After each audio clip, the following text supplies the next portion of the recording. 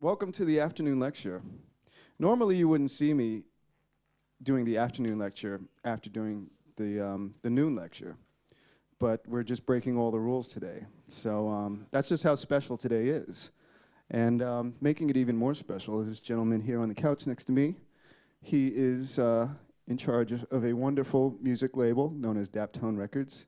He's flown in today, fresh off the plane, straight from the airport. Didn't even go to his room, came straight here to be with you, and please join me in welcoming him, Gabriel Roth. Thank you. Thank you for having me. Good to see you, man. How are you? I'm doing real well. It's good to see everybody. Welcome, yes. So we had Mark Ronson here earlier. You know this gentleman? I do. I know him well. He's a good guy, and almost everything he was telling you was true. Almost everything. Okay, almost yeah. everything. Well, we'll get to the part that was complete lies and expose that. But anyways, Mark, as you heard, has worked with some of the musicians that Gabe also works with, as well as yourself too. Yeah, correct? we did a lot of music for Mark, like the Amy Winehouse record and stuff. We did about 6 of the songs. We did all the music for him. Right. So, but as I said earlier, usually I like to introduce our guests with a little piece of music. So, Gabe, why don't you? Can you operate this machine over here properly? Okay. Gabe is going to play something from his repertoire at Daptone Records. So.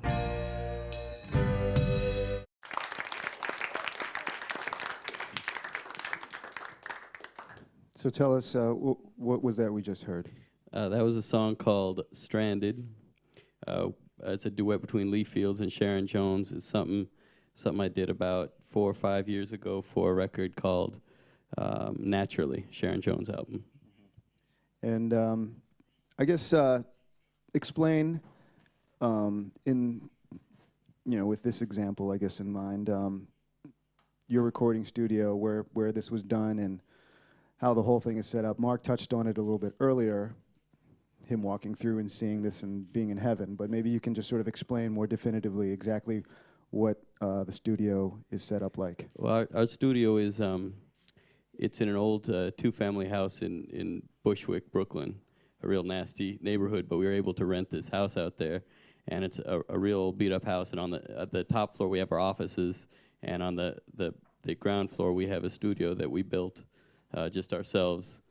It's not real big, but it's nice, all analog. We don't have any computers in there. There's computers upstairs, you know. You got to make some money, sell some records, you know. But downstairs is just tape machines, and we have a CD burner in there, so I can, bring you guys stuff to it. But other than that, it's all, we don't have any digital reverbs or anything. It's all springs and plates and microphones and tape machines, and mostly good musicians is kind of the key. So. And what was the I guess what was the philosophy in putting things together this way? Well, I think the advantage I kind of had coming into the whole thing as far as the music industry is that I never really wanted to be in the music industry. I never wanted to be a record producer or a record label owner or even a musician. I never really thought, I didn't have any lofty aspirations in that way. I wanted to be a math teacher, And when I was in college, I liked playing music. I was in bands and stuff, but I never really considered it as a serious, occupation. And I just kind of fell into it with, Philip Lehman, and he was this guy who I knew, who Jeff knows too. We've known for a long time. He was a record collector. He started putting out compilations and reissues of really rare funk stuff in the 90s, I guess, the early 90s. And I moved to New York, and I got real into him and just into the records. Then he moved to New York from Paris, and he was looking to produce records, and he didn't know anything about that. And somehow a mutual friend hooked us up. And I knew a lot about, well, not a lot. I knew a little bit about engineering and arranging it and stuff like that. And I was into the music, so we kind of hit it off and started making records. So I kind of started making records just for fun, and we did it, in basements and wherever we could. And we did it the way we wanted to do it. And we did them. We were real into those old funk records and soul records and stuff. So we did everything real raw and real distorted, and we just, we didn't give a fuck what anybody wanted us to do or what things sounded like. And I'd never worked in a professional recording studio at that point. I didn't really care what anybody thought. And for me, that actually turned out to be a huge advantage, because I think one of the reasons I've been successful is because we've done stuff our own way, and it's been so far kind of outside of what's going on. As opposed to, working in a studio and learning, well, this is the way you're supposed to mic a snare drum, and this is the way you're supposed to do this, and this is the way you do artwork, and this is the way you sell records. We would put out records, and we'd made up names and made up titles and made up stories, and people would ask for pictures of the band, and we'd say there isn't one. We didn't care. Because we weren't really, planning on, oh, well, how can we be a legitimate record label? We were just having fun, and it just kind of kept going, and very slowly and organically over the years. Desco stopped, and Neil Sugarman and I started Daptone, and as that went, building the studio and everything, it was just kind of the same approach from the beginning, which was just concentrating on doing things however we wanted to do, and making the kind of records we wanted to hear, as opposed to what we thought would sell and what wouldn't sell. And because of that, I think we've been real successful. Well, let's back up a little bit. Who are some of the artists on Dap? I want to actually get a little bit more detail on what you just talked about with Desco and how you got started, because a lot of the same personnel is involved doing a lot of other different things. But who's on Daptone? Daptone is the label. That's the recording studio in Bushwick. Who's on Daptone? Well, it's a pretty small family of singers and musicians and stuff. Our biggest act is Sharon Jones The Dap-Kings, that do real well. Our last record with them sold about 150,000 copies or something, which is a lot considering we're not working with any major label or major label distribution or promotion or anything. It's all independent out of this house in Brooklyn. So that's our biggest act, and we also have the Budos Band, which is kind of an instrumental, kind of Afro soul psychedelic band, and Naomi Shelton and the Gospel Queens, which is a real kind of soulful gospel act, and Charles Bradley and Binky Grip Tight, and just a number of different things that we've done. Just one-off 45s and different the Menahan Street Band, and now we have an imprint called Dunham Records. And it's strange because we've done pretty well, but not a lot of people have heard of us. We're a very small independent label, but a lot of music that we've done has actually gone on to be, in the last couple of years. There was a Rock Boys, that big song Rock Boys, it's Jay-Z song. It's a Jay-Z song called Rock Boys, which sampled one of your records. Yeah, the whole sample was one of our records. There was a Rhyme Fest one. There's been a lot of samples over there, a lot of hip-hop samples that have come from our records and end up, on the radio. So it's strange to me to hear this weird kind of underground stuff that we're doing in Brooklyn on the radio. And then, of course, what Mark was talking about, the Amy Winehouse stuff and some other pop stuff, like people have hired us to do productions for them, So it's strange because we have a certain amount of kind of clout in this kind of underground scene, and a lot of pop producers and stuff know who we are, but we're not, we don't have any kind of celebrity on that scale in the general public. People don't know who we are, So it's kind of nice. Now, let's go back for a minute and just talk a little bit about how you got involved in this. You mentioned Desco and Philip Lehman. Philip Lehman was a French-born Parisian record collector, right? Yeah. Super heavy duty, like soul and funk 45 record collector and DJ. He's out of his mind. He's completely out of his mind, and it was great for me because he would have these crazy ideas, man. He would say, "Hey, let's do a sitar funk album," and I'd be like, "Okay." And he'd say, "Okay, we'll do it this weekend." And at the time, we were renting studio time at this heavy metal rehearsal studio out in Long Island, where they would give us day rates real cheap, and we'd go out in like 3 days and do an album. And so we were going out there in the car, and I said, "So who's the sitarist?" And he said, "Well, I rented a sitar. It's in the back seat. You got to figure it out." And we made this record. I mean, it's pretty awful, but it's a record of all like James Brown covers and Meters covers and weird things, Mono de Bongo and stuff, with me trying to figure out how to play the sitar, And it was, but the point was that he was just crazy enough to try stuff like that, and because of that, like I kind of, I think he had a big influence just on my approach to how you make records, which is just like do whatever you want to do, and if it sounds good, it's good, and if it doesn't, it doesn't. So you were playing whatever came up with basses, your first, or guitars? Actually, I used to play drums in high school. I was a drummer for a long time.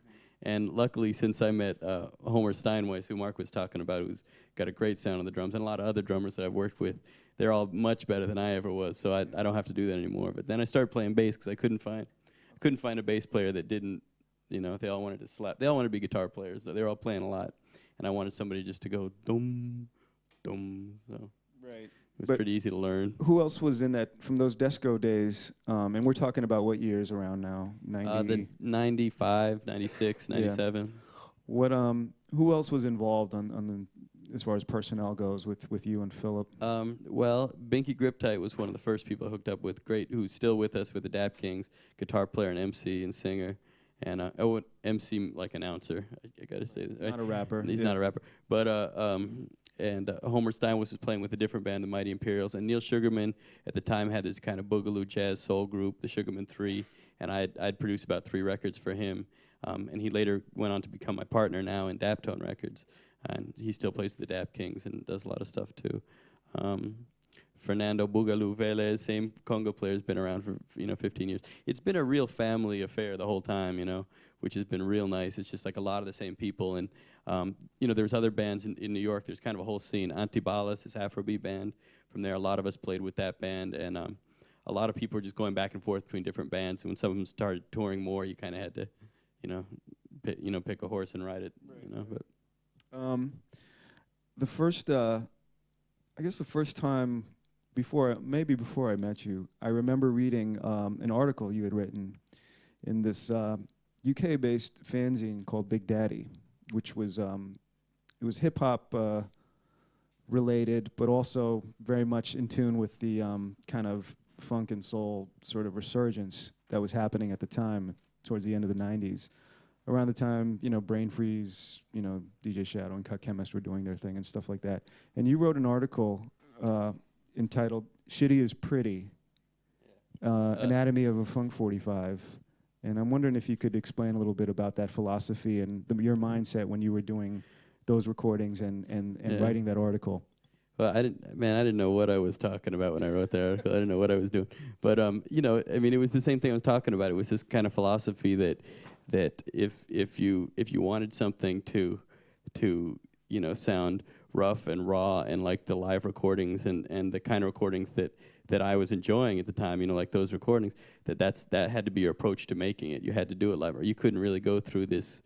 A lot of people are really into vintage equipment, for example, valve gear and ribbon microphones, all kinds of things like that. And as we've got more successful and I got some more money in the studio and stuff, we got some stuff like that. But the key was, especially the first records I was making, there's a lot of microphones from, I don't know if they have Radio Shack over here. Do they have Radio Shack? They don't have that, right? It's like a cheap electronics store. You buy a microphone for like $5-10 to plug in your Walkman or something. I was using those kinds of microphones, and I recorded records with like Bernard Purdy playing drums and stuff with like Radio Shack mics hanging over his head, and just that kind of approach, being able to use whatever you had and just rely on the performance of the musicians and your ears to use whatever you had to get what you want, and that kind of guerrilla approach to recording and real raw stuff. But the funny thing is that article kind of haunts me. Like every week I get emails from people who've read that article and are like, "Oh, that's great. That's what I'm going to do with it." And I keep thinking, "Man, don't listen to me. It's there's some crazy stuff in there. There's some crazy things in there." Well, I'm going to quote from the article a few excerpts here. Parts of it. This is from Anatomy of a Funk 45. "Shitty is Pretty," written by Gabriel Roth. Parts of an arrangement must be brutally repetitive. Okay. If you can't get into the idea of playing one chord for a whole song, put down this magazine and go find yourself a nice Beatles songbook. It's best to get time machine players, meaning musicians, genuine old school players who think they are still in 1971, or those who are so into rough shit that they can willfully deny the influence on the last 30 years of their own playing. And you also have there's some never rules, like never do this, never do that, never. With respect to rhythm, never have 2 hands playing on a hi-hat unless it's 1970 and you're in Ghana, right? Never slap your thumb on a bass. A mean drum break will make even white people bite their bottom lips and bob their heads up and down like abandoned monkeys. which is actually true. Be it also advised not to overuse breaks, though, because breaks are like antibiotics. If we prescribe them to everybody, in a few years, we'll all be immune to them. Which I think actually there's a lot of wisdom in some of these things. But I'm curious to know that the philosophy back then for you, obviously, coming in real do-it-yourself, very Definitely. punk rock in a way. Well, I would definitely, I'd never believe anything you read in a magazine.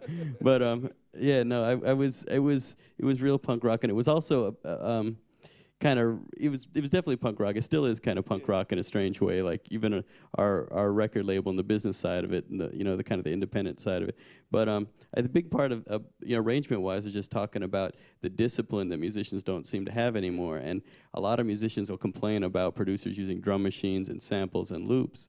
And I think part of the reason why they started doing that is because drummers couldn't go more than 4 bars without playing a drum fill anymore.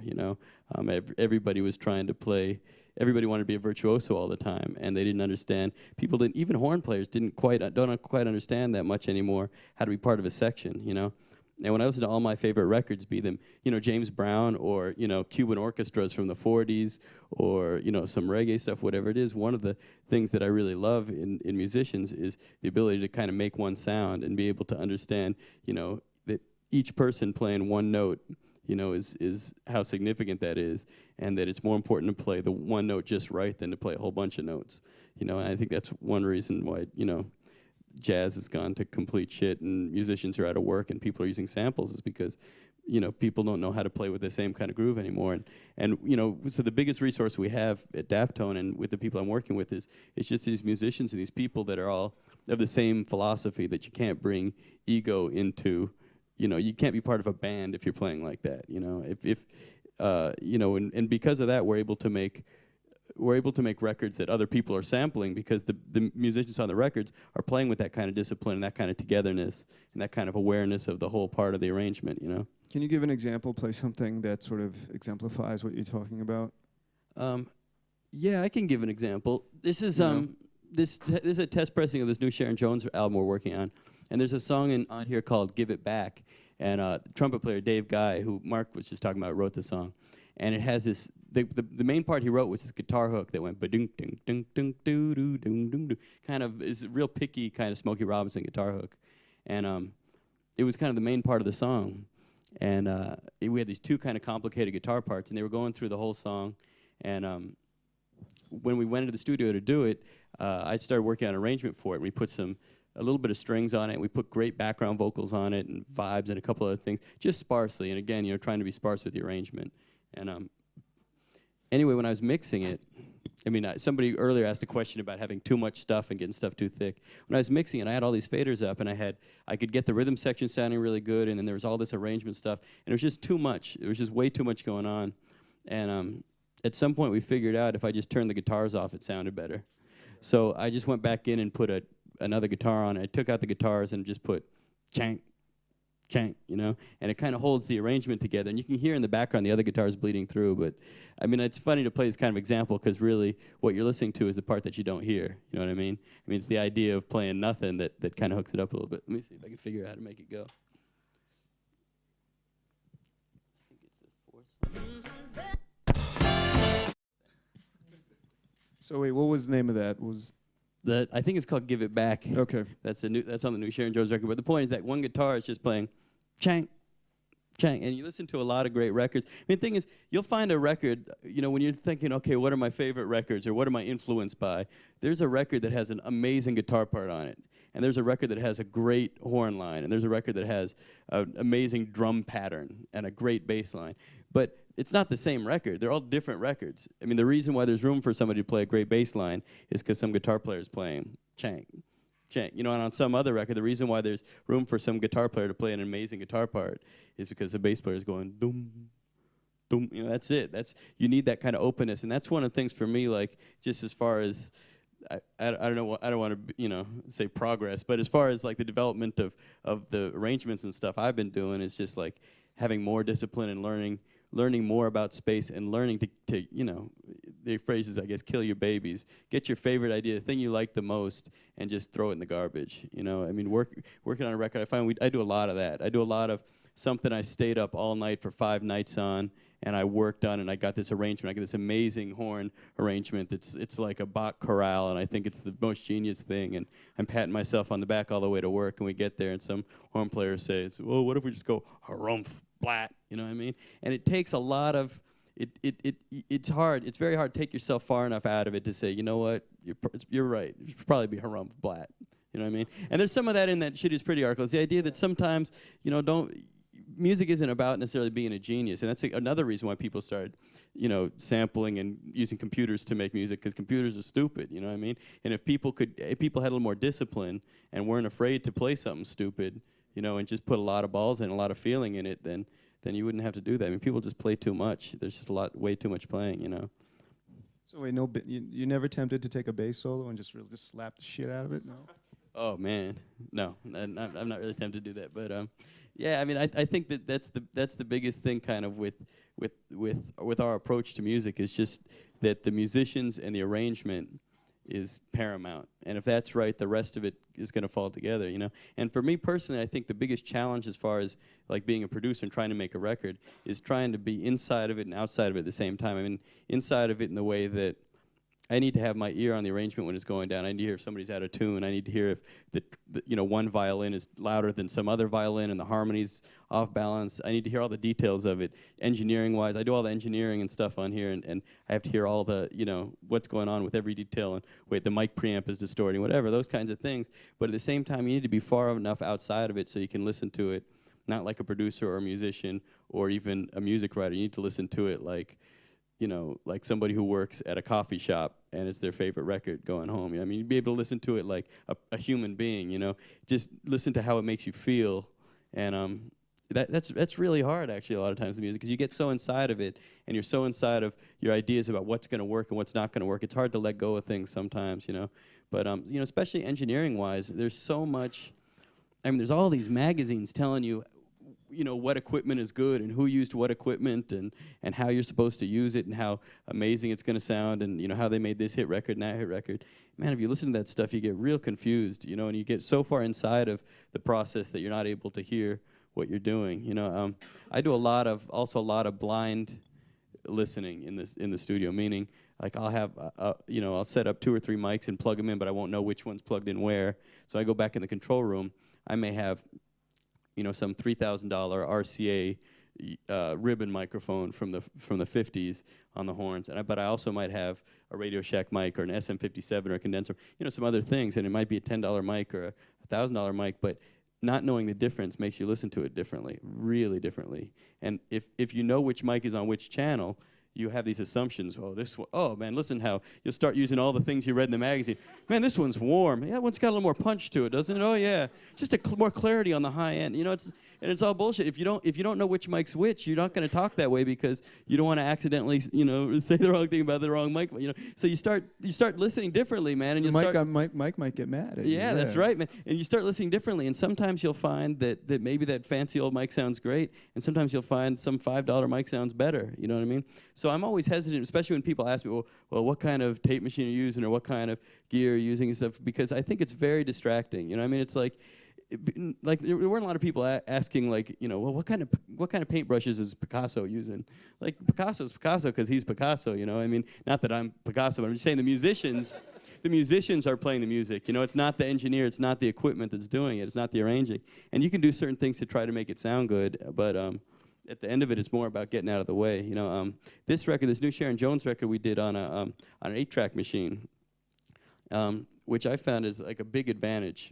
I mean, a lot of people now, there's a very strange progress in recording technology, it seems like, over the last bunch of years, especially since digital technology came along, but even before that, where things became about isolation and options. How many options can you have? How many tracks can you have? And how isolated they are, because then later in the mix you can do different things. You can do overdubs, you can do whatever you want. And I think that's a useful tool for some people. All of it's just a tool, whatever helps you do it. But I think in the process of that, there's something misguided in that in the old days when people made records, there was a certain craftsmanship to it, a certain amount of commitment on the part of the musicians and the arrangers and the engineers.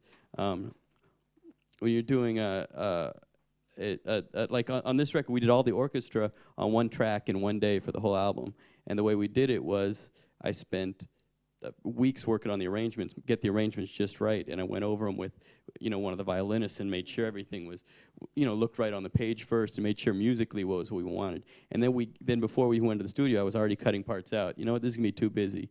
We don't need this part, we don't need that part. And again, a lot of times it was the best part, maybe of the string arrangement, but maybe that's right where Sharon was singing some amazing part. I didn't want to take away from what she was doing. So we did that, and then we got to the studio, we set up, it's a small studio. It's much smaller than, the live room is about the size of that part of the room over there. It's pretty small. But I set up 4 violins and 2 cellos and a timpani, and I put a mic on the violins and the cellos, a mic on the timpani, and in the isolation room I put glockenspiel and timpani and a mic there, and then I ran them all through a balance mixer to one track. So as the arrangement was going down, we had a copy of the score on the mixing board, and as they were rehearsing the arrangement, we'd work out, okay, well, on the bridge, we got to turn up the timpani a little bit, and we got to turn it down in the verse. Oh, and we want to turn this one glockenspiel part. Now, all those decisions, once it goes down, and we're balancing them out too, moving the microphone around, telling the cellists they got to dig into a certain part, making all those decisions,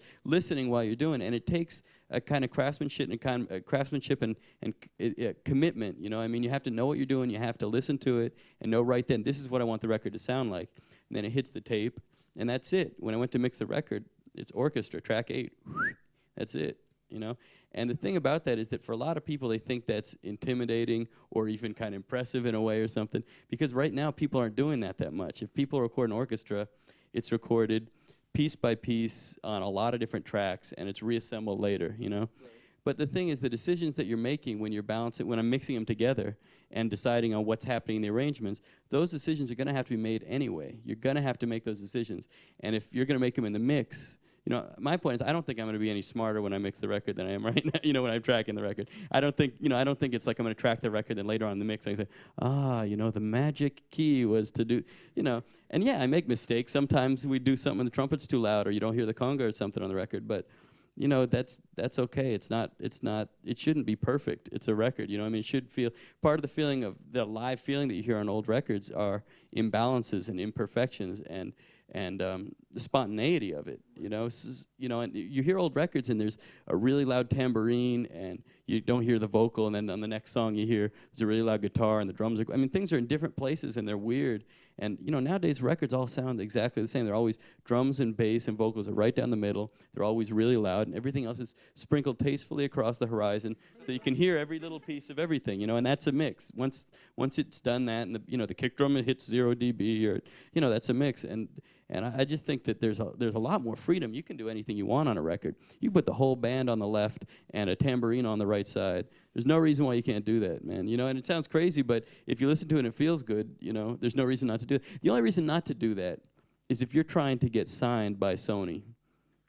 You know what I mean? If you're trying to get a major record deal and you want to talk to A&R people and you're going to deal with a bunch of sycophants that are looking to try to chase the next formulaic pop radio hit so that you can have the next superstar pop hit, then don't listen to anything I'm talking about, because I don't know anything about that. The only way I'm going to get on there is because they're going to sample what we did, that's all screwed up sounding, and then they're going to put the bass drum back in the middle. So, it's a strange situation. But I think the other thing about it, about having 8 tracks and going to tape, and what some people consider the limitations about it, the other thing I think that enhances the recording process is really for the musicians. If you think about being a musician in the studio, and say you're doing a saxophone solo, and you play it live with the band, and it feels pretty good, but you're not sure, and you go back in the control room, and you say, I think I could do it better. If you got a computer, you could sit there for a few hours, play 6 or 7 solos. There's no pressure. You don't know what's going to be on the record. They might take a note from this, a note from that. They'll figure out later. If you're out of tune, they'll fix it. If you're out of rhythm, they'll move it over. You know what I mean? And they'll take the best one. And if the first one was the best one, they'll go back to the first one. When you're in the studio with me, if you play a saxophone solo and you're going to tape, you come back in the control room and you say, oh man, I don't really like that solo. I feel like I could do it better. I'll say, well, you feel like you could do it better, you're going to do it better, because I'm going to record over the last one. And it's gone, And that may seem like a limitation and like, oh, well, the technology's there so you don't have to do that. But if you think about being a musician, when you go in there to play the next solo, what happens? Your spine is tingling. You know what I mean? You're playing what's going to be on the record. You're recording over something. You're doing something permanent, you know? And it really puts the musician in the sense of now, in the sense of performance, and that's the liveness you hear on records. It's not even necessarily about everybody being in the same room. It's about people playing with commitment, with balls, saying, this is the part. I'm playing it right now, you know? And that's not to say that everything's completely, you know, live, and we don't, you know, there's no Control-Z undo button, but we do splices. I splice together different takes. I mean, we do it with the razor blade and stuff, but we do splices, and if we have to, we'll fly something in. But it takes a lot more effort and craftsmanship to do that with tape. So it puts a lot more pressure on you to know what you're doing. It puts some pressure on the musicians to know what they're doing, on the singer to know what they're doing, you know. Everybody's got to do it right, you know. You can't, you know, so it's strange because I think, you know, talking to people about, especially about this record, but the last few records we've done that have been like, you know, I had a 16-track machine for a minute, and so I went from 8-track, you know, from 4-track machine to 8-track machine to 16-track machine, and then everybody wanted to lend me 24-track machines, and I got rid of it and went back to the 8-track machine, and nobody could understand what I was doing, but really, like being in the studio with the 8-track machine, it's amazing. It's a great feeling. It's a different process, you know? I guess, how conscious are you of, you know, obviously you stick to your philosophy of how you want to do things and trying to maintain some sense of spontaneity and, you know, the music being alive. But how conscious are you of also seeming to be sort of trapped, you know what I mean, or being thought of as trapped in, I don't know, sort of trapped in a style that seems to be, you know, intendedly quote unquote retro, you know? I'm not really conscious of it at all. Yeah. I mean, I don't feel trapped. We make any kind of record we want, you know. I mean, if I want to make a country record with a, you know, with a disco beat, that's what I'll do. Yeah. We recently put out an a cappella gospel record, you know, which very few people bought, but we didn't really think a lot of people were going to buy it. We just liked it, you know, so we put it out. And the thing is, we put ourselves in a position, because we're completely independent, we don't owe anybody money. We're not under contract to anybody. There's nobody that can pull the plug on us. There's nobody that can tell us what to do. We do things. We do whatever we want to do. So, I mean, we're not really trapped by a genre. The reason why we make records that sound like that is because those are the records we dig, you know? You know, like I said, I never had ambitions about the music industry, especially about pop music or something. I never really listened to the radio. I still don't really listen to the radio. I don't know what's going on with that stuff, and that's fine. I don't have any problem with it. I'm not one of these people that has some kind of agenda like I think, well, old is better and analog is better and digital is better. I don't care, man. Whatever. I mean, it's music is the point. The point is that music is just supposed to make you feel good, and that's got to be the end of it. And if it doesn't make you feel good, it's wrong. And if it makes you feel good, it's right. That's it. And, you know, different people like different music, and, you know, that's how it should be. But as far as like being trapped in a genre, we make the records exactly how we want to make them. We're not trapped at all, and, you know, I think it's kind of the opposite. I mean, if you think about how much music there is, if you were coming down from outer space and you just look at recorded music, you're talking about 100 years worth of music, and not just 100 years, but internationally. I mean, there's music from all over the world, and not just beyond 100 years. You have Beethoven, you have sheet music going back hundreds of years, you know. So there's all this music to be influenced by and to play by. You could be playing, you know, South African music, or you know, there's a million kinds of music, you know, a million genres and times. To me, what's trapped is to listen to the 5 songs that are in rotation on whatever the pop radio station is, and try to do something that people who like that are going to like that. That's trapped, man. That's trapped. When you're trapped is when if you don't sell 500,000 records, you lost money. That's a trap, man. You know, I'm the furthest thing from being trapped. I do whatever I want to do, and I can sell 500 records or 2 records, and I'm not going out of business, and nobody's going to fire me. You know what I mean? Yeah. So I don't think we're trapped.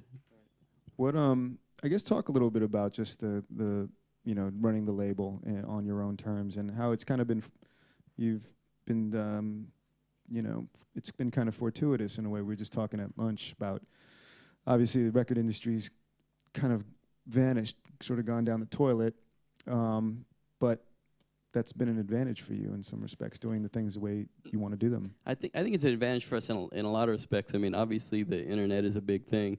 It lets people have a lot more choice as to what they want to listen to. And I think major labels are complain a lot about all the technology in the last few years wiping them out. And they talk about piracy and people copying CDs and downloads. I don't think that's what hurt them. I think the thing that really hurt them was that all of a sudden, if you live in the middle of Idaho or Mongolia, if you have internet access, you can listen to any kind of music you want. Where it used to be, you had to listen to what was on the radio. You had to listen to what made it to your local, Walmart or whatever, big shop it was. That's what I think is killing the major labels. They can't compete with that kind of choice. They can't compete with that kind of consumer because they've kind of developed this. They developed this model more and more that was based on these huge selling records, and they can't make money off a record that sells 1,000 copies, And where it used to be maybe, 100 people would buy, 100 different records. Well, I would say like it used to be that. I mean, let me not make a really confusing example here. I don't want to make this a math test. But I just say it used to be that a lot of people would just be buying the same music. Now a lot of people can buy whatever they want, and whether that's old new music or new music or music from anywhere in the world or any genre. So that helped us a lot. But yeah, I mean, people are always talking about kind of like the sky is falling in the music industry, but I think it's a wonderful time, and we've had a lot of prosperity, even with the economy and stuff. We've been doing really well, and I think it's a great time for artists and for musicians. Musicians never made money off record sales anyway. Anybody who's a musician and thinks they're going to make money from royalties, it's never happened. I mean, unless you're like the Rolling Stones or something. I mean, it doesn't happen. You don't make money that way. The way you make money is from publishing, from playing live shows, from selling T-shirts and keychains. I mean, this is how you make money. I mean, from having your song is in a bank commercial, you're gonna make money like that. You're not gonna make money from some record company sending you a royalty check. I mean, you may get an advance, but you'll probably blow it anyway. So. Yeah, so when they talk about CD sales falling, musicians are not really getting hit by that as much as major record companies. Major record companies are falling to pieces now. They're scrambling and they're eating their own tails, and they keep trying to think of new ways to sell music and new ways to market music. But what they don't do is just try to make good records. They're so distracted by what's going to work and what's going to sell and what's going to sell 1 million copies. And, well, what if we make a free download with a can of Pepsi? And what if we, what if we make a video and how much of our tits can we show in the video? I mean, it's anything, they concentrate on anything other than, hey, what would be a cool record to make? What would I dig, And that's why once in a while there's a weird record like that Buena Vista Social Club record or the Norah Jones record that wasn't supposed to sell. And accidentally people hear it and buy it, and then the whole record industry kind of scratches their head for a while, and then all of a sudden they'll try to, find somebody that sounds like Norah Jones or something. I mean, it's really bizarre. I mean, it was the same thing with the Amy Winehouse record. Was real weird, man. I mean, I give kudos to Mark because he definitely, he's very different from me, and I think we work really well together because he has his head, he knows about the pop world, and he knows about a lot of, he's a lot deeper and kind of into the industry side of it than I am, and he kind of it was real easy for him to come into our little strange world and hear what was cool about what we were doing and kind of incorporate that into a pop thing, on the Winehouse record, he got kind of our band and then put her on it and then mixed it, like used some mixer over here, some guy mixed it and made it sound like stuff on the radio, like real bright and with lots of bottom end and really compressed and all kinds of shit that I don't really dig, but again, the records I make are never going to be on the number one spot on the radio. But anyway, and then after the Amy Winehouse record, which is a little bit weird, it was a little bit strange for a record that was that pop to have those kinds of raw sounds on them. After that, all of a sudden there was a lot of people, especially people contacting me. A lot of English singers, actually, young English girls and stuff, contacting me, and producers and stuff. We want you to work on this record and stuff. And it was just very strange that nobody is ever able to learn from this stuff. That the reason why these things are successful is because they're good. It's not a formula. It's not because of of you put the bass drum in a certain way and you put the vocal in a certain way, and this is what makes a good record. I mean, a good record is just because it feels good, It's always like that. And there's always some record. I mean, if you think about it, there's always some record that you don't want to like that you kind of like anyway, like some guilty. Everybody's got those little guilty pleasure records, and it's evidence. It's like even the music that you're not. There's things about certain records. Oh man, I don't like anything about that genre or something. But there's one song, there's some hook that's always in your head. I mean, that's it. It's a good hook. That's the reason. It's not. There's no other reason for it. And I think if people could get back towards that, I think there'd be a lot more. There'd be a lot better records being made. Yeah, I've heard rumors that various people have approached you guys. I don't know if any of them are true. None of it's true. Rod Stewart? That's kind of true. No future collaborations with Rod Stewart? No. Actually, that record came out and we weren't on it, man. They asked us to do some music for him, and we tried doing some things, and it didn't really work out. It was very strange. Rod Stewart came to Brooklyn? No, but I was called into a meeting with Clive Davis. You guys know Clive Davis? Yeah. Who was just like, and it was very strange. Everybody know who Clive Davis is? He's like the epitome of like big music, big shot record exec. Big shot record, like his big shot. He shits hits. That's what you could say about Clive. But I'm sitting across the desk from him, and we're trying to have a conversation, and it's like we're speaking two different languages. I have no idea what he's talking about. He has no idea what I'm talking about, man. And eventually, he asked me to do it, to produce this record, and I said, man, you know what? No. I said, man, I could probably make. He said, oh, we make it. He was gonna give me a lot of money and stuff, but I didn't want to try to figure out how to please Clive Davis. I didn't want to be sitting in the studio, doing things over and over and waiting for him to say that it sounded like a pop hit. You know what I mean? So what I told him was, look, here's what I do. This is how I make records. You want me to do arrangements for you? If you want musicians, if you want to use the studio, if you want me to engineer stuff, whatever you want me to do. I'd love to work with you on it, but I'm not in charge of making that record right. So he ended up hiring another producer to come work with me on it. Because I said, get somebody else to be the producer. I don't want to do it, And it didn't actually end up working out. A lot of things don't work out. But, Well, you have the memories in the story. Which is a pretty good story. I'll always have the memory, yeah. You mentioned, just besides not making money off of royalties, just being able to be savvy enough to, sell your shirts on tour and do stuff like that. Touring is a huge part of what you guys do. I wonder if you might speak on that a little bit. Well, actually, first let me amend something about royalties. I make money on royalties. Okay. But the reason why I make money on royalties is because Daptone is me and Neil, and we got Nydia who works for us, who's a DJ, DJs with Jeff. Everybody knows each other. It's a tight family. It's 4 of us. You know what I mean? And when you have 4 people in a building selling records, you can make money off royalties. You can't do, because if you think about it, if Sharon Jones The Dap-Kings had a deal with Universal or something like that, and we put out a big record, man, think how many people got to eat off that record, man. How many records you got to sell before you start making money? A lot of records, man. We sell a few thousand records and we're making money. So I don't want to say you can't make money off royalties. I'll just say you can't make money off royalties if you have a record deal with a major label. But as far as touring, yeah, we do real well touring. We've been touring a lot, and that's always been by far the best promotion we've ever had. I mean, Sharon Jones The Dap-Kings is a really great live act, and a lot of the acts on our label are really good live acts. And just being on the road and playing shows and playing live for people and having people tell their friends is the best promotion we've had. I think another advantage that we've had is that because we've done it very slowly. Very slowly. We'd go to a town and play for 30 people, and then we'd come back and play for 50 people, and then we'd come back and play for 100. Now there's towns all over the world where we go and play for 1,000 or 2,000 people. And because it was so slow and gradual, all the people who are there because their friends told them about the show last time they went, or they heard the record themselves, or somebody played them the record. They're there because of the music directly, or because of somebody they trust directly. And the thing about that is, compared to having some kind of overnight success where you have a radio hit, or your song's in a movie, or you get caught snorting cocaine off a hooker's ass or something, whatever it is, whatever these big celebrity type ways are that make you famous like that, and you have some big record. And I'm not saying those people don't cash out, because they do cash out. But the problem with that is that where are those people 2 years later? You know what I mean? They're gone.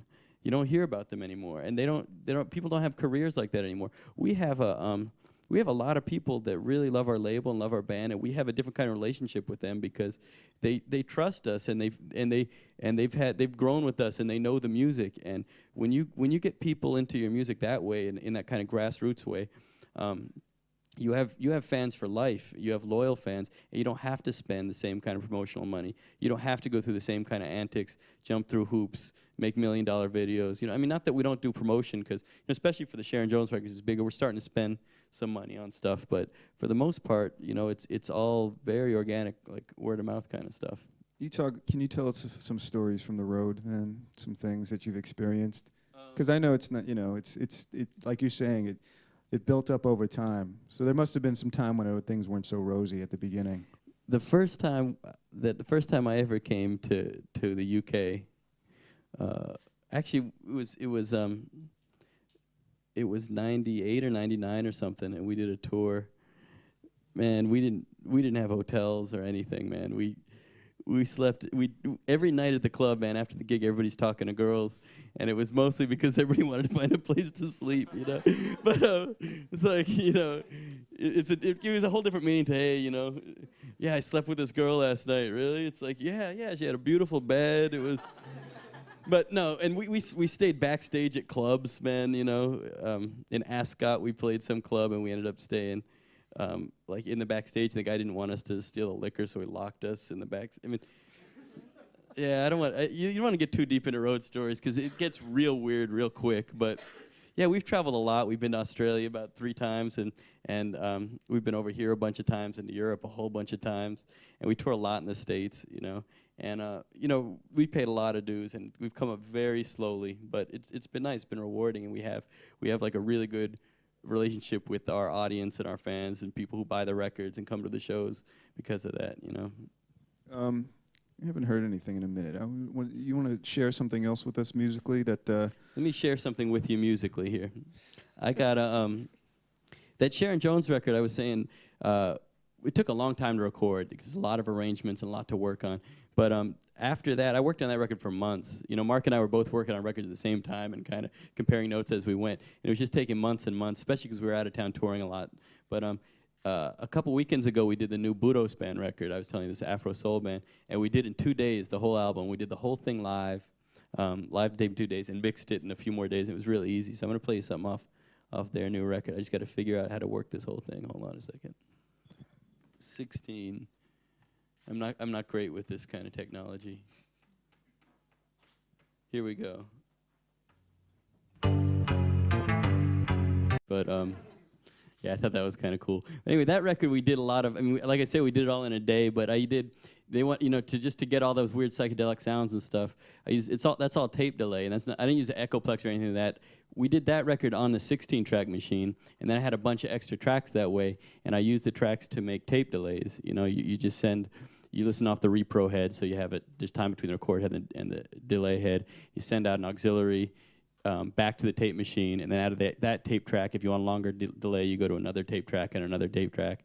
So sometimes you can have 2 or 3. You can set the delay, and if you use a separate tape machine with a pitch, you can do whatever you want with the delay, and then you can bring it back to the board and feed it back into itself with the auxiliary again, and make whatever kind of freaked out sounds you want. So that's all tape delay and reverb. I do a lot of that in the studio too, like weird stuff with the tape machine. It's kind of fun. We got in some strange, weird psychedelic sounds and stuff. Like Mark's talking about the weird synthesizers and stuff. I want to show you. No, I have it on here. Hold on a second. Here's another song. This is an instrumental that didn't make the new Sharon record. We recorded like 20-something songs, and we're only putting about 10 of them on there. But this is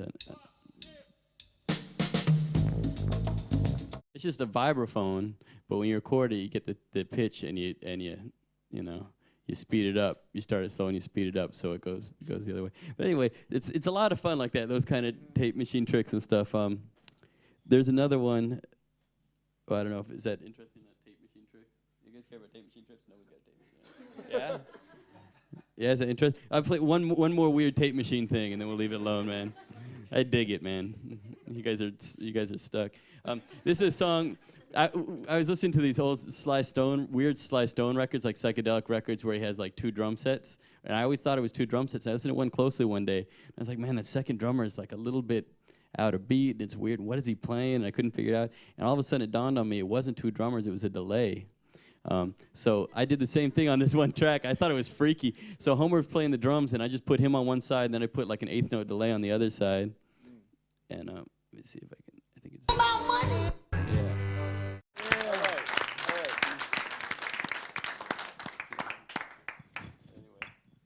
So, I mean to ask you also. There's, in addition to you guys doing your thing at Daptone, there's, you know, some of your colleagues do a label called Truth and Soul as well. And when you just speak a little bit about just the whole scene, you know, in New York with everybody doing, you know, stuff that has some, you know, kindred spirit to it. Yeah, well, I mean, it's definitely all the scene. It's like a family affair, and basically Philip, Lehman, and I had Desco Records, and then we kind of parted ways in 2000. We started our own label. I started Daptone with Neil Sugarman, and he started Soulfire, and Leon Michaels, or L. Michaels, you know, who was actually playing saxophone in the Dap-Kings at the time, and started working with him a lot and doing arrangements. And Homer also was playing over there a lot. And then he left. He went to the Dominican Republic to be a full-time cave diver. And It's true, though. It's true. Yeah, it's true. And then so Leon kind of took over him and Jeff Silverman. And so they got a label, Truth and Soul, and they you know, it's cool. It's definitely all a family thing. It's like, I mean, it's definitely it's not competitive. It's you know, and now Tommy's got Dunham Records too, which is an imprint on Daptone. So everybody's working on that stuff. But there's a family of people, of like-minded people out there that came out of the same school. A lot of it came out of kind of those early Desco years when just nobody cared about anything. We were just wild, you know. So now everybody's making, you know, there's a lot of people making cool music, you know. And like I mentioned before, the whole Antibalas crowd and all those guys. So there's a lot of just Afrobeat music and soul music, and just people kind of influenced by people wanting to make real music with real musicians, you know. Yeah, because I remember seeing a YouTube clip of you and Philip after a Sharon Jones show, I think here in Portsmouth or something like that, and guys just lamenting how you know, everyone was so into it out here, but you couldn't. Nobody cared back home. Man, it was kind of strange because in like 1990, probably 9 or so, when we came here, we were selling out shows, man, and it was strange because there was kind of the deep funk scene here, and you know, it's always strange coming from America to England and understanding genres. I have no idea. You know, I didn't no idea what anybody's talking about. Well, oh, that's Northern, and that's, you know, this is sweet, and that's modern soul, and none of it. You know, we always thought, you know, I when I first came, I always thought Northern soul was like Detroit and Philadelphia as opposed to Memphis, and you know, I had no idea what anybody was talking about. But there was a lot of people coming to our shows, so we were real happy, you know, and it was strange because everywhere else in the world, it kind of very slowly built up. And now almost everywhere we go, we can get a lot of people down to the shows and are selling a lot of records. But England kind of stayed almost the same. We didn't actually relatively have not grown that much in England, which was kind of surprising for us because at the beginning it was kind of our best market. And now, I wouldn't say it's our worst market, but it's definitely, you know, we're always surprised that the records aren't doing better, you know. So. I wonder if you could talk a little bit about, you know, everybody here is doing their thing. And a lot of folks, you know, obviously they can't devote full-time attention to their music. They do as much as they can, but they might have day jobs. Can you talk a little bit about time management? I mean, I know you have a young family, and like myself, and we were sort of talking about this just in terms of time management and what you can do, and how it affects your creativity. But you seem to have it more together than me, Jeff. Maybe you should talk about it. No, you're the guy. Yeah, no, it's pretty hard. That's the hardest thing I do, is trying to balance like time with my family and work, you know. And it's the same thing. Earlier, I didn't have to balance family because I didn't have a family, but I had to balance you know, making money and paying your rent, especially in New York, is pretty hardcore with doing stuff that you like doing, you know. And that's hard, and it's you know, I wish I had better advice for people, man, because I didn't do it the right way. I basically just didn't sleep and ran up all my credit cards. And I'm sure that's not the way you're supposed to do it. But really, my whole career was kind of, in a way, sponsored by Visa and MasterCard. I mean, I should really thank them in a way. But at one point, I was in real deep. Is that why you got the bank commercial? For yeah, man. You know, at one point, like by the time Desco was kind of folding, man, I was deep. I mean, maybe $40,000 deep in personal debt and credit card debt. Not good debt, not like business loans, you know, just like terribly. I had like nothing to show for it, and I was sleeping on, at the time, my sister's couch, you know. I made her a deal. She told me if I could afford to buy her a couch, I could sleep on it. She thought I'd be there for like a week. I was there for like a year. And yeah, I mean, I was sleeping on couches, and during the day I was working crappy temp jobs. You know, the temp agencies in New York, I would just do that, and they'd send me down to Wall Street. They'd say, do you know how to use Excel and PowerPoint? I was like, yeah, sure, all that shit. Send me in there. Because nobody trusts a temp with anything anyway, so that's good advice, I guess. If you want a temp, you're definitely qualified.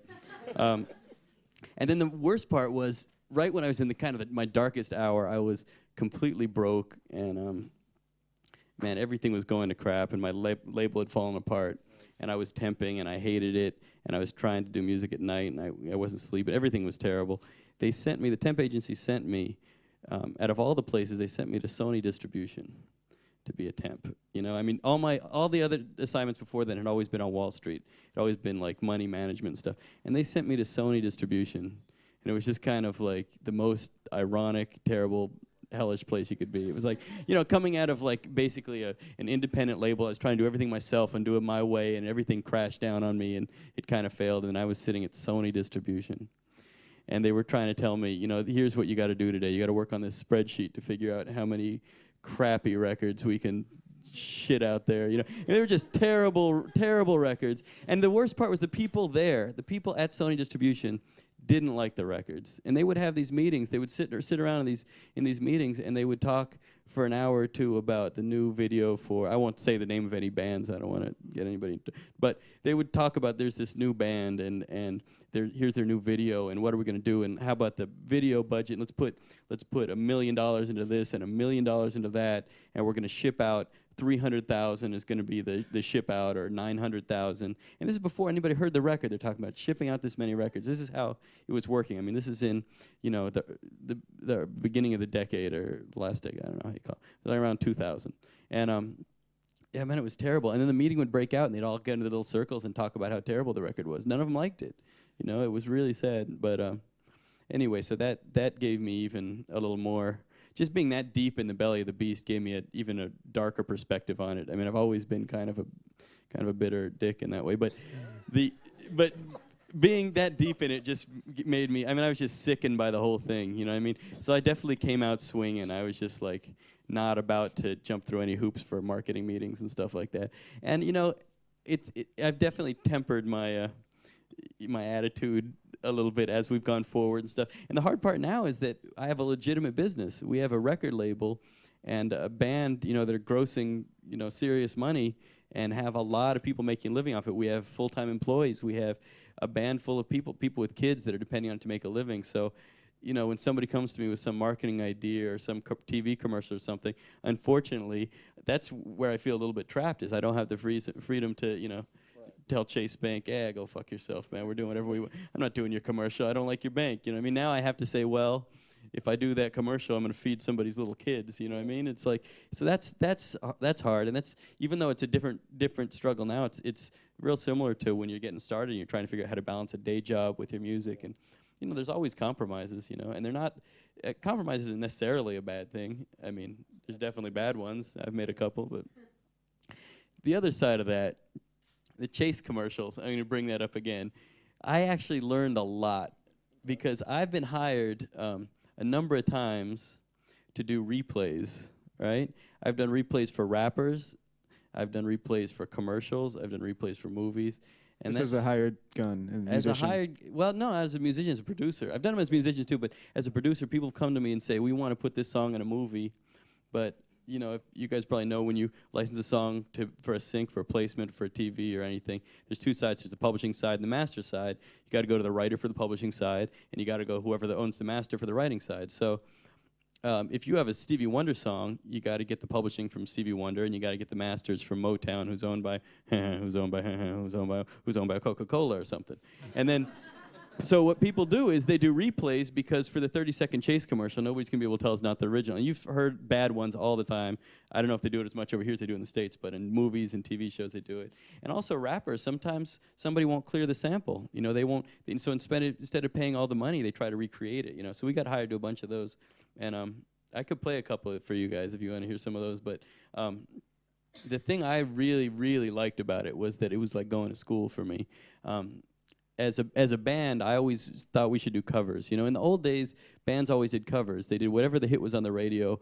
Tighten Up is on the radio. Every band in the nation is playing it. You know what I mean? And it's because, you know, it's a different thing now. All of a sudden in the 70s, every artist had to be a songwriter, and everybody had to do their own songs, and it became real cheesy to do covers. It was like you're a bar band or something to do covers. But the thing about doing it is that you learn a lot from doing it, and especially in the studio, trying to recreate these sounds. We had to do Motown songs and, you know, blues songs, and we did a Fela song. Doing all these songs, we did a Gladys Knight song recently for Ice Cube or somebody, you know, Dr. Dre, but he didn't use it or something. I don't know. Weird things. But you end up doing these songs, and you learn, you're listening to it in a different way in the studio. You're saying, wow, listen how much reverb is on the strings, or listen how quiet the drums are, or listen to, you know, how bright the guitar is. And you listen to it differently when you're in the studio, and you realize some record you always loved is not put together the way you thought it was put together. It's put together real differently, you know. But can you just give a quick example of something? I'll play you guys a couple.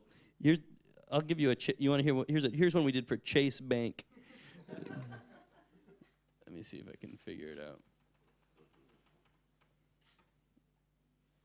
Is it playing? No. There you go.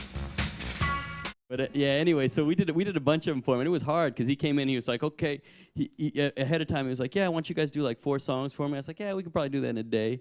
And then we got in there. He's like, okay, I want this one to sound like Chess Records in 1950. This one's Nigeria in 1973. This one. I'm like, Jesus, it's not like I could just leave this stuff set up. You know, everything was completely different sounds and trying to different ways to get them and stuff. But good job. Before we get to questions, I just want to ask one last thing of you.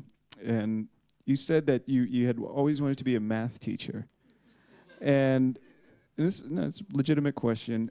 And that I've read of you speaking, and you're very humble about your own sort of musicianship.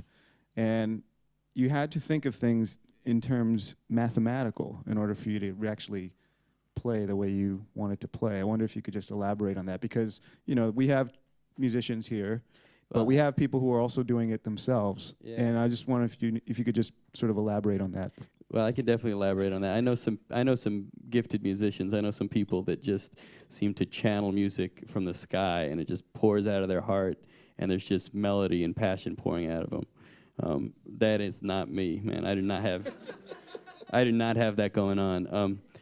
You know, I think one thing Mark said, and people always say it, and it sounds like you're just being humble and trying to keep from getting busted while you're being interviewed, but it's true, is that the biggest resource I've ever had has been a family of amazing musicians. And I think, you know, if I can take credit for anything, it's for the ability to help them get together and get along and get out of their way. And as far as math goes, yeah, I'm definitely mathematic, formulaic, systematic, you know what I mean? Like, that's why I really enjoy doing those replays. I take things apart piece by piece, you know? And it's what I was talking about before, about being able to get really outside of something, get really far inside of it. Like, I like to get outside of something and say, man, I love that, you know, that Fela tune or whatever it is. It just feels good. You know, I love it. I'm going to just listen to it, and it feels good. To be able to get that far outside of it is important, but it's also important on the other side to get really far inside of it and says, well, why does the hi-hat sound like that, you know? And be willing to turn knobs all the way the wrong direction, the way that you were taught they should never be turned, and find those sounds and hear those sounds and put them together. And that has to do with arranging and engineering and everything. And I think even like Sharon Jones, I think one of the reasons why her and I work together real well, we've been working together for many years, is because she's completely opposite, you know? I mean, we have this kind of Apollonian, Dionysian balance where she's just crazy, passionate, singing from her gut, won't do what you tell her, won't do it the same way twice, you know, won't do 2 takes twice. And when you see her live, you know, if she has a bad night, she'll sit there brooding and she'll hardly sing. If she has a good night, she's going to sing her heart out and just blow the roof off the place, and people are going to leave there sweating and crying and bleeding, you know what I mean? And she's, you know, and because she's that crazy and passionate, we make a good team, because I'm the opposite. I'm just sit there in the cut and play doom, doom, doom. You know, I'll just play the bass, and I'll be thinking in terms of okay, well, if we're going to hit a change coming up, what are the segues? What are the systematic things I need to do to make this change happen? You know, who in the band needs to know what's going wrong, who's out of tune, who's out of time, who should be playing more, who should be playing less, who needs to turn down. These types of details, you know, and trying to put it into the system. So I think in that way, kind of having like a mathematical, analytical mind has helped me. But it's only worked because I've surrounded myself with people that are incredible musicians and you know, passionate people and soulful people. Anybody have any questions for Gabe? We get the mic going here. Any participants? I should. Hi. So my question is, if you feel like you know a bunch of artists in music, or maybe even your own, that you think should be out there in an independent way, what's like the first step? What tips can you just? Well, I mean, I think the first step is the hardest. The first step is the hardest step. I definitely don't have any magic formula to it, and I also have not had any huge commercial success like a lot of people have, probably, who are speaking to you guys. So but for me personally, what has worked really well is that, you know, focusing on the music and having a direct relationship to the people. You know, it's more important to go to a bar and play for 7 people and blow their minds and have them have an incredible experience than to do some mediocre shit for 10,000 people. In the long run, it's those 7 people and their friends and their, you know, that's the connection that's important. So just being connected to the, I mean, it doesn't sound very helpful actually, but you know, just really, I'm honestly, like concentrating on, like for us when we were on the road, people said, well, how did you get so many people to come to your shows? I said, well, I wasn't concentrating on promoting the shows, I was concentrating on doing a better show. You know, what can we do tonight that's going to be better than last night? What can we do while we're on stage to be the best thing? So when you're talking about getting artists together, it's the same thing. I mean, the talent is the first step. That's the first step is finding the sound, you know, and I think as far as what I did, it may be different for some of you, is really defining success and defining your goals in a realistic and concrete way so that you can do them day by day. You know, if you come into this and say, I want to be, you know, I want to be the biggest producer, I want to have a huge pop record, you're going to be like a million other people who misses. But if you come into this saying, you know what, I want to sell 1,000 records and pay my rent, or I want to be able to go on tour and play shows every night and make a living doing that, and you have a more modest, realistic goal. Those are the stepping stones to a real career in music. You know, I mean, those are the stepping stones to really build a foundation. You know, get people around you that you have faith in what they do and you like what they do, and work with them and just, you know, I think it's just kind of more about baby steps as far as I'm concerned. I think if people send me demos, man, it's unbelievable. I get demos in the mail, people that are doing country music or hip hop or, you know, electronic music, stuff that I got nothing to do with. And if they would have spent 5 minutes looking on the internet, they would have known that that's not what I do. Why are they sending it to me? But they'll send me like these unbelievable press kits, like much nicer than I've ever sent out. I mean, with photos and DVDs and CDs. I mean, it must cost them at least $5-7 to make that. And they sent out, I don't know, if they sent it to me, they must be sending it to everybody. So they must have been, I mean, so you figure these guys, this is somebody that's independent and that's looking to start a career. And they just spent $5,000 or something sending promos to people. Why? Don't do that. If you have $5,000, keep it. Pay your rent. You know what I mean? Buy yourself a guitar or something. You know, I mean, there's just, I just think that there's this kind of shooting. The problem with the music industry today. One of the biggest problems with the music industry is that there's a lot of people with stars in their eyes, and then there's a whole industry of people that take advantage of that. I mean, the reason why record deals are so shitty is not because musicians are stupid. It's because they all really think they're about to be Michael Jackson. You know what I mean? And if you're shooting that high and you're looking for that kind of success and that kind of celebrity, and that kind of fame and fortune, I mean, it's like playing a lottery. You know what I mean? You're better off instead of putting all your money into the lottery. You know, if you're gonna take a gamble, you know, play blackjack or something. You got some odds. You know what I mean? Do something that's a little bit more realistic. You know, like I'm not saying don't take risks or don't spend money, but I think trying to think in the short term, step by step, and trying to connect people with music is the most important thing. And those are the things that are going to grow in a big way. And maybe some major label guy with a bunch of money will come hear what you're doing and be impressed, and maybe they won't. But I think chasing that stuff is the biggest mistake that people make when they get started, is really chasing after big deals and things like that. Because either you don't get them, or you get them and you get kind of screwed because you're so anxious to sign something. Who else?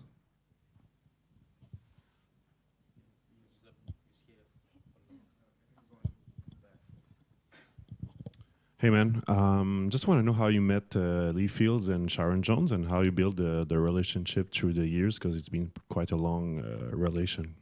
Yeah, it has been a great relationship. And Lee Fields, by the way, if anybody doesn't know who he is, I think he's the greatest singer who ever lived, man. Unbelievable singer. But anyway, the way I met Lee Fields was Philip Lehman, who we were talking about, my crazy partner who would do anything, called him. We were in the studio, and we recorded this track. Man, it's an amazing track. Man, we should have a singer for this. And Philip said, man, we should get Lee Fields to sing this. And I was just like, what, are you crazy? Because Lee Fields did all these funk 45s in the 70s and stuff. And you know, we thought, you know, he's an unbelievable singer. But it didn't even occur to me that people like that still existed. And he said, yeah, I'll look. And at the time, this is before the internet. Am I dating myself? But this is before the internet. And he just like called BMI or some publishing rights organization and said, do you have Lee Fields' number? And they said, yes. And he called him, and he was in like Plainsfield, New Jersey. And 2 days later, we're in the studio with him. And I was like 18 years. I was 19 years old or something. I was just like, I had no idea what was going on. It was wild. And then a saxophone player on that same session, Joe Urbeck, who I used to work with a lot. I wanted to put background singers on this track for Lee Fields, and he said my girlfriend can come down and sing backup. I said, okay, we need 2 other girls. And he said, okay, we'll bring 2 other girls. So he shows up the next day with Sharon Jones, and there's no other girls. And I said, man, what? I thought you were bringing back. She said, well, I'll do all 3 parts. I'll save you money. I pay them when you can pay me. And I thought, oh, man.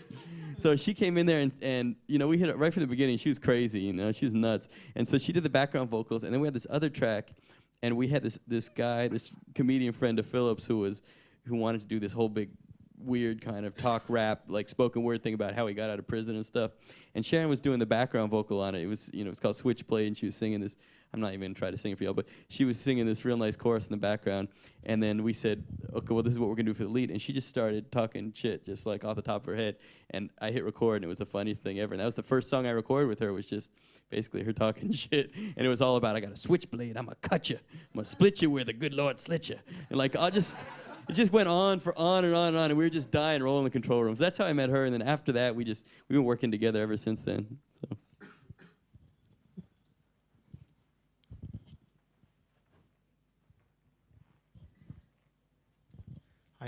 One of the things you mentioned was that you went through a rough patch somewhere after your first label, sort of didn't make it. But how did you sort of bounce back, and what made you bounce back? Why did you decide to do the same thing again?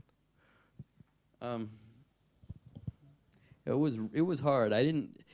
You know, again, even after the first time, like I said, I didn't intend to be in the record industry, and all of a sudden I had a record label, and then that kind of fell apart. Not because the business fell apart, the business was doing well. It was just I had problems with Philip, and we couldn't work together anymore, and it ended up dissolving. And the reason why I kept going was because at that point, we had some momentum musically, you know, with the band. The band at the time was the Soul Providers, backing up Lee Fields and Sharon Jones and stuff. And we wanted to keep going, and we got an offer to do a residency in Barcelona with Sharon, and I wanted to go. So I said, let's record a record so we can go. And I recorded a record in a friend's basement. That was our first album with Sharon. It's called Dap-Tippin'. And we recorded it in my friend's basement, built a studio real quick. And again, it was just kind of like, you know, I didn't give a lot of thought to it. And I said, oh, let's come up with a name for the label. How about Daptone, because we're the Dap-Kings, you know. And made a fake label and whatever. And then I talked to another company. This other company was interested, and they wanted to do an imprint deal with me. And they said, you can make whatever records you want. And I said, great, I don't want to deal with the business side of it. You put the records out. And we worked it out and haggled, and finally at the end of it, I had all these terms I wanted. And they were going to give me like 40 grand or something like that to make a bunch of records and stuff. And I said, okay, we shook hands on it. The lawyers all signed off on the deal. I signed the deal. They said the check's in the mail. And I said, okay, and I'm waiting. And I just kept waiting. And eventually I said, well, let me just borrow some more money while I'm at it to make some more records. Because the check's in the mail, right? You guys know about this, right? You know this industry? Anyway, long story short, the check wasn't in the mail. Their company went bankrupt. It was one of about 5 major blows that I've had in the music industry where I had something going with a bigger company, and there was some check that either didn't show up or somebody ripped me off. Or Hi, he asked my exact question, so I quickly thought of a second one, a new one for you. With new artists, especially, you know, when you kind of go meet more successful people or people that might give you work, there's always the feeling that if you say no to Clive Davis or, you know, whoever that is, you're never going to recover from that, and, you know, you get blacklisted and you just get the reputation of being difficult, and, you know, you're not going to work in this town again. That kind of, I mean, first, is that even remotely true? And second, how do you kind of balance doing what you want to do and what you believe in and what you just have to do, because you have to make adjustments, right, when working with other people? Well, yeah, there's always adjustments. You know, I mean, things, when I get hired to work by somebody else, somebody comes into the studio, I'll tell you, here's a weird one I did. There's a singer named Michael Bublé. You guys, anybody know who he is? I did a couple songs for his record. Okay. And the producer on the record was Bob Rock, who produced, like, Metallica. So this is about the weirdest phone call I could get, right? And for months, my manager kept saying, oh, they want to talk to you about the Bublé record. I was like, are you kidding me? This is a joke. It has nothing to do with me, you know? Anyway, finally, he kept hounding me. He said they're interested. I talked to Bob Rock on the phone, and it was kind of what you're talking about. I was like, I didn't want to be difficult, but I was very upfront with him. You know, I told him exactly what I do and how I did it. I told him about 3 or 4 times. I said, you got to understand, if you want to come make a record with me, you know, we're recording it live to tape machine. The drummer doesn't have perfect tempo. There's not going to be a click track. It's going to be kind of raw. It's going to go down. And he said, that's what I want. And I said, okay, if that's what you want, come on down. And then when I'm working with somebody like that, I'm very happy to give them what they want, you know, if it's within the realm of what I'm doing. Because the reason for that is that I spend almost all the records I make exactly how I want to make them, and I don't have to answer to anybody. So when I have somebody come in there like that, it's really easy for me it's actually enjoyable for me to kind of step out of the driver's seat and say, well, what do you want? You want it to sound more like this or more like that? I can do that, you know? You know, working with Mark Ronson is actually real. I really like working with him. It's really easy to work with him because he knows what he wants, and he knows what we do, and he wants what we do. And he comes in the studio, and he asks us, you know, like the Amy Winehouse record, he would come in and he'd play us some demo of her playing acoustic guitar and singing some song, and we'd put an arrangement together, and he'd have some ideas and say, oh, well, what if you do it more this way or more that way? And I understood the references he was talking about, you know, if he was talking about Phil Spector or whatever, you know. And so it's fun doing it that way. And I guess, like I said, the unique position I've been in is I've never relied on people like that to make my career, because I never wanted I never wanted to be a record mogul, record producer, and by not having that aspiration, it gave me an unbelievable sense of freedom. Right. You know, if I wanted to be a major record producer, and that was all I wanted since I was a little kid, then when Clive Davis said anything to, you know, I would have jumped at whatever he wanted me to do, or anybody else for that matter. And I think that would have put me at a disadvantage. You know, I think the reason why I personally have been successful is because I've been concentrating on what I like, and if somebody likes what I like, they come to me, not the other way around. Right. You know, so I don't really have to, you know, please outside producers and outside artists in that way. I'm having a meeting in a couple days with a producer here who's working with some young English singer, and they want to do this like gospel record, and they want it to sound like this Aretha Franklin kind of Muscle Shoals, Atlantic kind of sound, you know. And the same thing, I had this conversation with him, and I said, you sure that's what you want? I mean, if you come to me and you're saying you're trying to make a pop record or something, I'm just telling you, I don't know how to do it, you know? So I don't really know if that answers your question, but I guess the point is it depends on what you're trying to do. If you're trying to work within the industry, then yeah, you're going to have to kiss some ass, and you're going to have to make more compromises, and you might have to change the shape of yourself a little bit to fit into certain places. If you're working for yourself and you're outside of the industry, you may not have to do that, you know? Thanks. Hey, I have a little technical question. Could you walk us through a drum recording session? Briefly. Yes. Thank you. The first thing I'm going to tell you is the most important, and it's the one that nobody's going to pay attention to. You need a great drummer. Not a good drummer, a great drummer. And when I say great drummer, I don't mean somebody that has chops or has a good sense of time. I mean somebody that when they hit the drum, there's a tone that makes you feel good. You know, thump when they hit the snare drum. You know, certain drummers get work because they have a tone on the drum set. They have a feel. And if you have a drummer that has a good feel and a good tone, that's 90% of it. So that's the first thing. The second thing is the drum set. You want the drum set to sound good. So you stand in the room and you tune the snare drum and you take a pillow out of the bass drum and then you put it back in and then you tape up the tom and then you put it in the other room. Then you try a different one. Do all the stuff you always do with drum sounds. You experiment. You try anything until it sounds good. And it has to sound good in the room before you get a microphone. And then the other thing is with the microphone, I mean, it depends on what kind of mic you use, but for the most part, microphones on a drum set, it's all about placement. And there's no secret placement. You know, like when Ronson was in, we were doing the Amy Winehouse record, I had this old Shure 556. It's an old Shure mic, like an Elvis mic, you know. And I had this one I used to love. Got stolen that robbery. Yeah.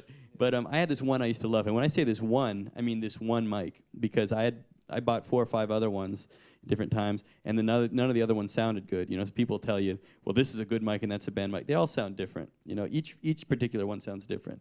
There's no such thing as, well, this brand sounds a certain way. Anyway, so I had that mic, and I put it on the ground like maybe about a foot or two up between the bass drum and the snare drum, pointed kind of up underneath the snare, and I got a great sound that way. You know, I think I ran it through a compressor. I did a lot of heavy EQing. I tend to, in the room where I record drums, I tend to have to roll out a lot of low-mid frequencies.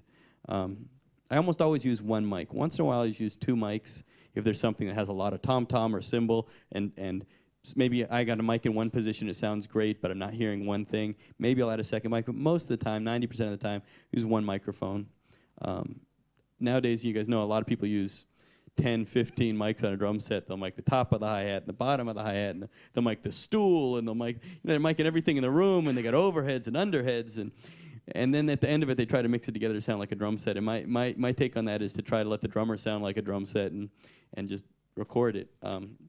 I find, though, that if I move a microphone 1 inch up or down or to the left or to the right, it sounds completely different. If there's if I'm not getting enough bass drum, I can move the microphone down 1 inch, and I'll get a lot more bass drum. If I'm getting too much rack tom, maybe I can move it further. Sometimes I move it closer. It sounds strange, but sometimes if you're closer to something that has a lot of low-end resonance, you'll lose it because of, I guess, just because of the phase of the resonance and stuff. Another thing I do often with drums, the high frequencies, I dump them.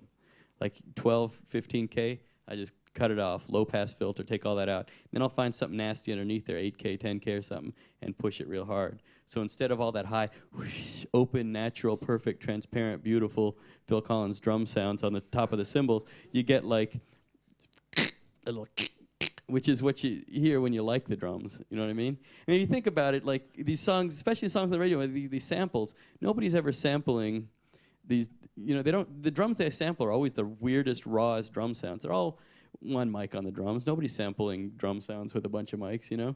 So, I mean, the kind of music that I like, kind of raw, soulful music, it always has that kind of drum sound, like kind of one mic. And we get some different sounds, but for the most part, usually one mic and a lot of EQing going to the tape.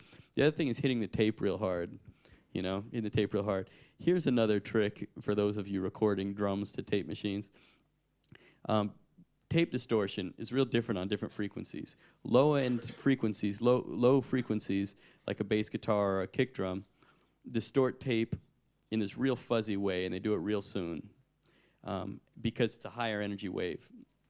High frequencies get a nice crunchiness, but if you have a mic on the drums and you try to hit the tape machine with it, you'll find that the low end will distort the tape, the kick drum will distort the tape before you get anything nice, before you get that nice compression, and before your cymbals and your hi-hat and your snare drum gets that crunchy, tight compression that sounds nice off of tape. So what I do is I roll the bass out going to tape a lot of times, not all of it, but I'll get 100 hertz or something, I'll dip it way down. So the sound I record is actually pretty thin. And then I hit the tape really hard, harder and harder, until the bottom end swells back up and the top end's crunchy, and it all kind of re-equalizes. And if it doesn't, on the playback, I turn it back up. I mean, whenever I'm recording, especially drum sounds, but almost all sounds, I'm listening off repro, meaning I'm listening to the playback of the tape machine, you know, that's delayed that much later. So I'm really careful about how hard I'm hitting the tape. So I don't know. I don't have any other good drum tips. Good drummer is the best one. All right, this concludes the talk. Please join me in thanking Gabriel Roth.